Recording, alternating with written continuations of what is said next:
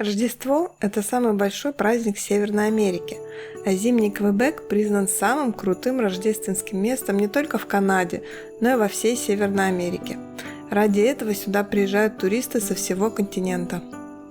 В этом году я оказался в Квебеке в начале декабря, в тот момент, когда город только украсили к Рождеству, а туристы еще не приехали.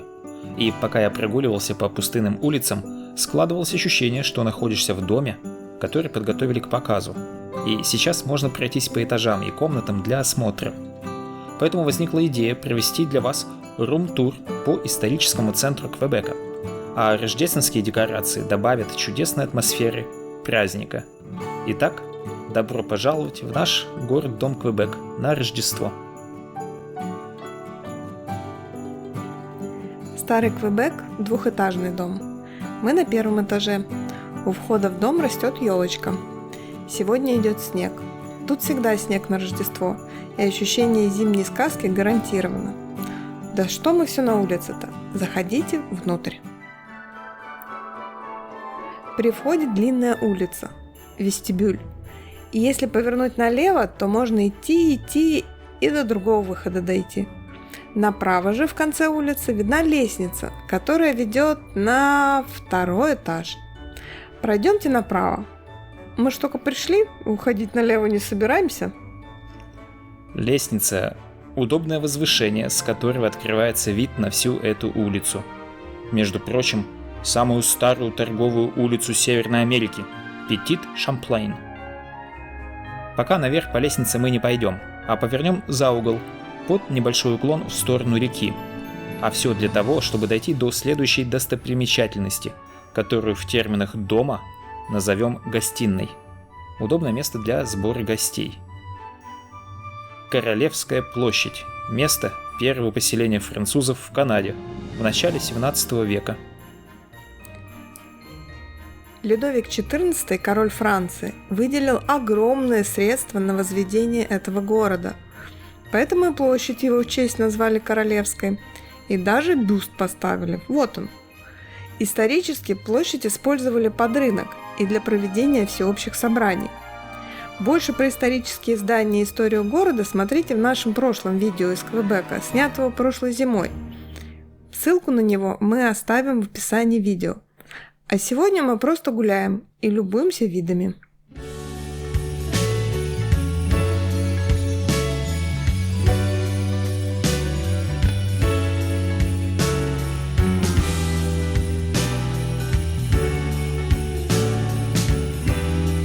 Ну что ж, гостиную посмотрели.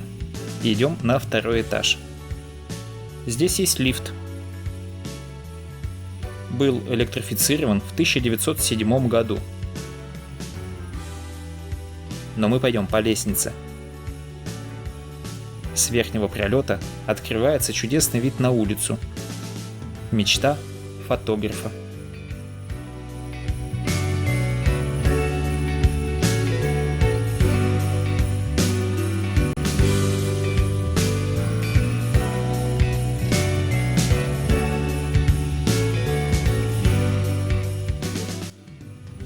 После лестничных пролетов начинается крутой подъем вдоль чудесных витрин. В первом же местечке можно подкрепиться попкорном. Каждый сможет найти свой любимый вкус.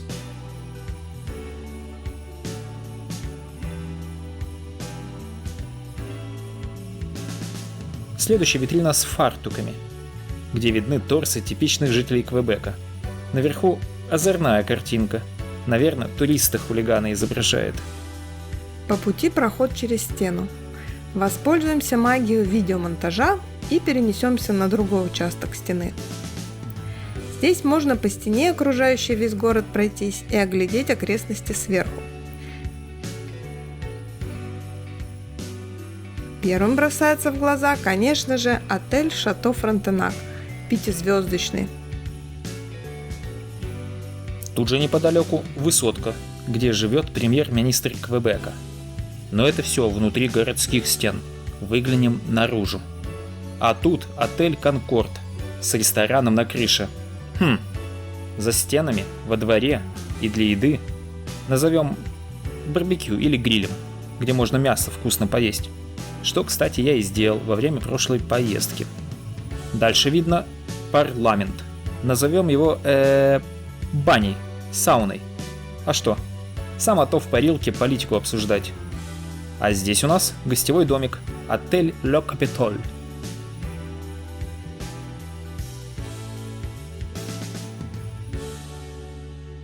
Рядом городской каток. Кажется, с бесплатным входом.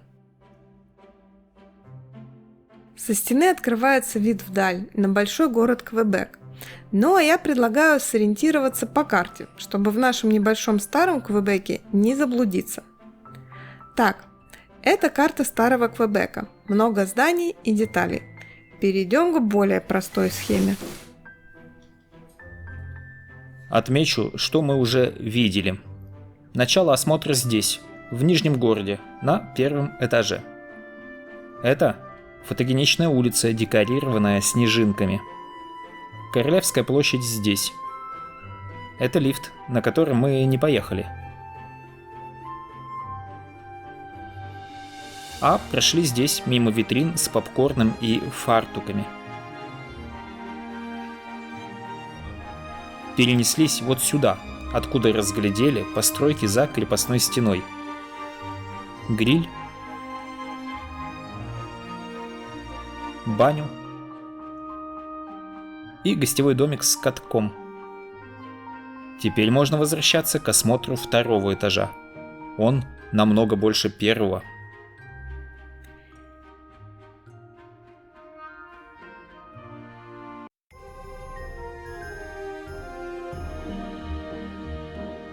И мы не можем увернуться от главной достопримечательности. Самый фотогеничный и самый фотографируемый отель в мире – Шато Фронтенак. В нашем доме он будет самой шикарной хозяйской спальней. Очень красив.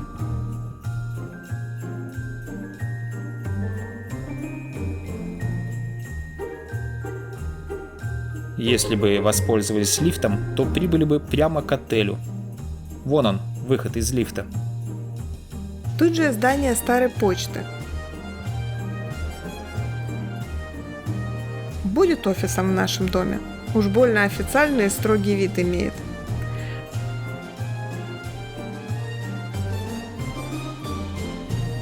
Вдоль реки наверху склона проходит терраса. Так и называется, как элемент дома. Сегодня снежно и ветрено, а терраса покрыта льдом. Бррр, застеклить надо было. С нее открывается вид на реку и огоньки домов на другом берегу. По реке плывет большое судно, но в темноте только огоньки видны.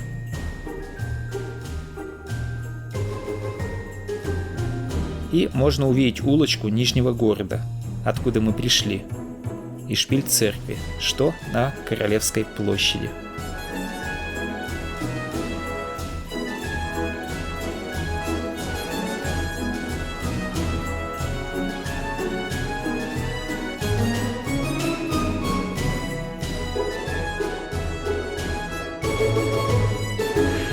Ну ладно, хватит уже, померзли на ветру достаточно на террасе, пойдемте дальше.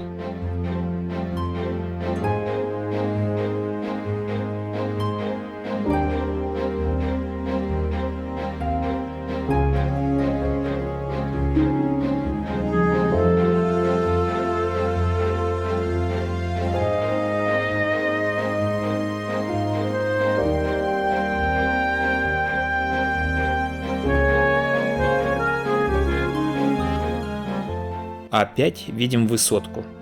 Раз уж в ней живет премьер-министр, который следит за порядком во всем Квебеке, то высотка у нас будет комнатой дворецкого, который за порядок во всем доме отвечает.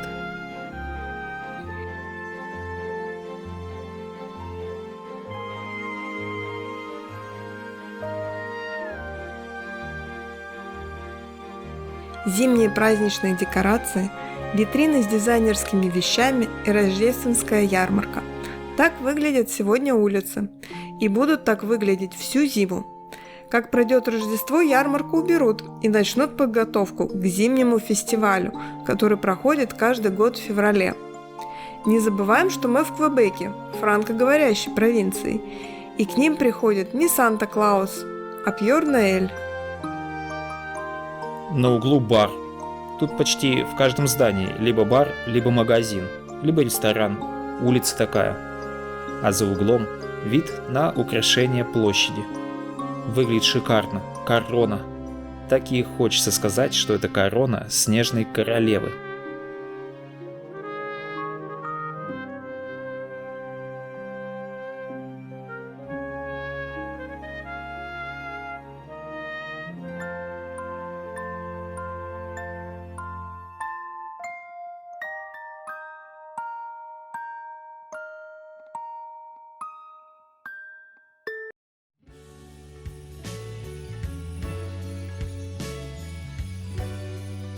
Вид на площадь. На другой стороне собор. Опять самый-самый из истории католической Канады. Классический вид в архитектуре площади наводит на идею названия в терминах дома «спальня для родителей». Ну и, конечно, шикарные рождественские декорации. Как классические, так и в стиле киберпанка, как этот Мишка. Ну, внуки поди притащили.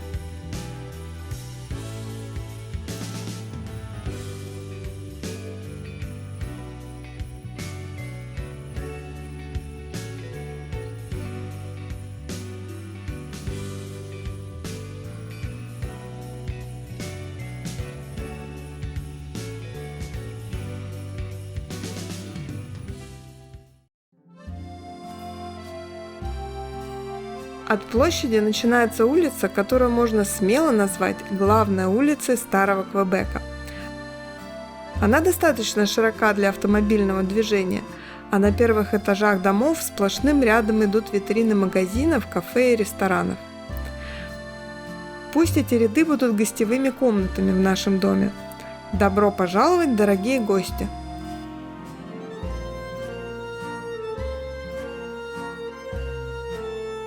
Некоторые комнаты оборудованы барами, неплохими. Если в Нижнем городе на первом этаже узкие пешеходные улочки из далекого прошлого, то эта улица современная и тоже прекрасная. На ней нашлось место для пешеходов и выглядит по-европейски, что в Северной Америке комплимент архитекторам.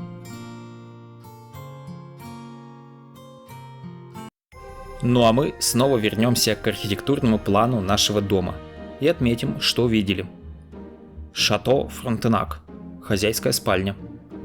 Высотка, комната дворецкого. Площадь у собора, родительская спальня. И улица, гостевые комнаты.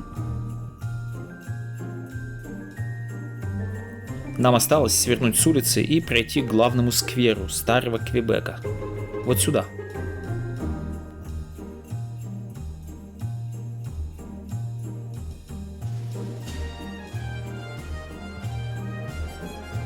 Напротив ирландского паба скульптура клоуна.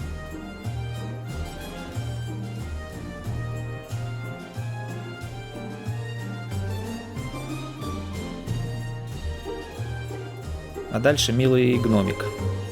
Я думаю, что в терминах дома речь идет о детской комнате. А рождественская ярмарка на центральном сквере – это игровая. Давайте просто полюбуемся декорациями.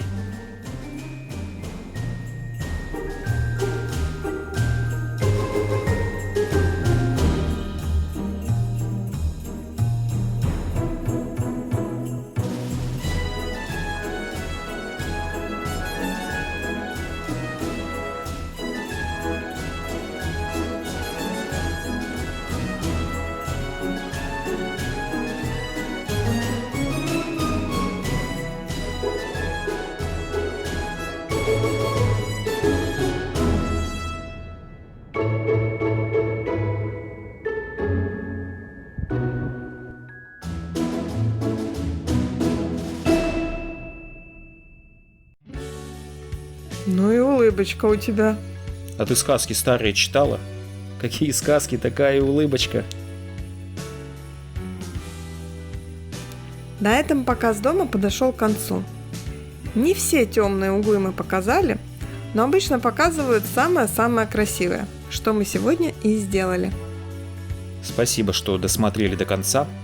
Подписывайтесь, ставьте лайк и напишите, где вы проводите зимние праздники. Нам очень интересно. Еще одно рождественское событие, за которым следит весь мир, и которое каждый год проходит в Канаде, это парад Санта-Клауса в Торонто. Один из самых старых и крупнейших парадов Санта-Клауса. Так, например, в 1989 году парад Санта-Клауса по телевизору смотрели сотни миллионов зрителей, и в том числе и в Советском Союзе. Мы сняли этот парад в этом году. Ссылку мы прикрепим здесь и оставим в комментариях.